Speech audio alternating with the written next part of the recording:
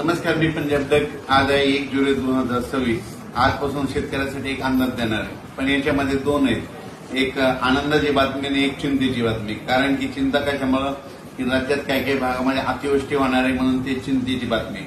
आणि आनंदाची बातमी कशामुळं की आतापर्यंत काही भाग पावसापासून पाऊसच पडलेला नाही, त्या भागात पाऊस पडणार आहे.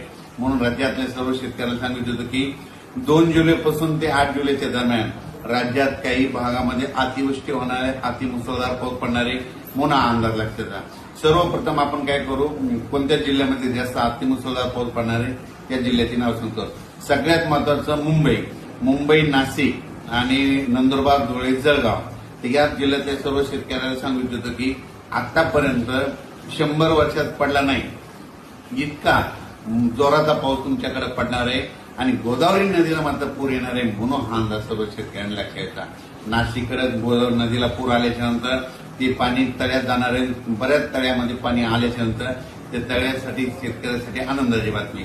त्याच्यानंतर चिंतेची बातमी कशामुळं, कारण की मुंबईला आतापर्यंत ह्यामध्ये 1 जुलैपासून ते 8 जुलैच्या दरम्यान 1000 ते 1100 मिलीमीटर ह्या 8 दिवसामध्ये पाऊस पडणार आहे. म्हणून मुंबईकरांनी, नाशिक जिल्ह्यातल्या शेतकऱ्यांनी, नंदुरबार जिल्हा, धुळे जिल्हा, जळगाव जिल्ह्याच्या शेतकऱ्यांनी हे अंदाज लक्षात यायचा. मग सांगायचं झालं तर मुंबई, त्याच्यानंतर संगमनेर, अकोले, अहिल्यानगर जिल्ह्यात देखील चांगला जोराचा पाऊस पडणार आहे म्हणून हा अंदाज लक्षात यायचा. त्याच्यानंतर राज्यामध्ये परत आणखी मुसळधार पाऊस कोणत्या भागाकडे जाणार आहे तर जळगाव जिल्हा झालं, बुलढाणा जिल्हा झालं, जालना जिल्हा झालं, संभाजीनगर जिल्हा झालं, अमरावती, अकोला, बुलढाणा ह्या परिसरात काय होणार आहे की मध्य प्रदेशकडे पाऊस जास्त पडत असल्यामुळे ते मध्य प्रदेशचे बाजूचे जिल्हे म्हणून त्यांच्याकडे मुसळधार पाऊस पडणार आहे. अमरावती, अकोला, बुलढाणा, जळगाव, जालना जिल्हा, धुळे जिल्हा, नंदुरबार जिल्हा, नाशिक जिल्हा, संगमनेर, अकोले आणि मुंबई, नाशिक मध्ये खूप पाऊस पडणार आहे म्हणून हे अंदाज शेतकऱ्यांना लक्षात. पण उर्वरित राज्यात मात्र काही भागात जोरदार, कुठं रिमझिम, कुठं पेंडवलता असा पाऊस पडणार आहे म्हणून हा अंदाज लक्षात येतात. म्हणजे 2 जुलैपासून ते 8 जुलैच्या दरम्यान राज्यात ठिकठिकाणी पाऊस पडणार आहे. जे भाग वंचित राहिले त्या भागात देखील पाऊस पडणार आहे. मराठवाड्यात देखील मग लातूर जिल्हा झालं, परभणी जिल्हा झालं, जालना जिल्हा झालं, हिंगोली जिल्हा झालं, बीड जिल्हा झालं, धाराशिव जिल्हा झालं, संभाजीनगर जिल्हा झालं, या भागात देखील काय होणार आहे 2 ते 8 मध्ये जोराचा पाऊस पडणार आहे. जे भाग वंचित राहिले त्यांच्यात कडं देखील पडणार आणि त्यांची देखील पेरणी होणार आहे म्हणून हा अंदाज लक्षात येतात. त्याच्यानंतर पूर्व विदर्भ, पश्चिम विदर्भ 6-5-11 जिल्ह्यामध्ये 2 तारखेपासून ते 8 तारखेपर्यंत 2 जुलै ते 8 जुलैच्या दरम्यान जोराचा पाऊस पडणार आहे. काही ठिकाणी रिमझिम, कुठं मुसळधार, कुठं अतिमुसळधार, काही ठिकाणी थोडासा पडणार आहे म्हणून हा अंदाज लक्षात येतात.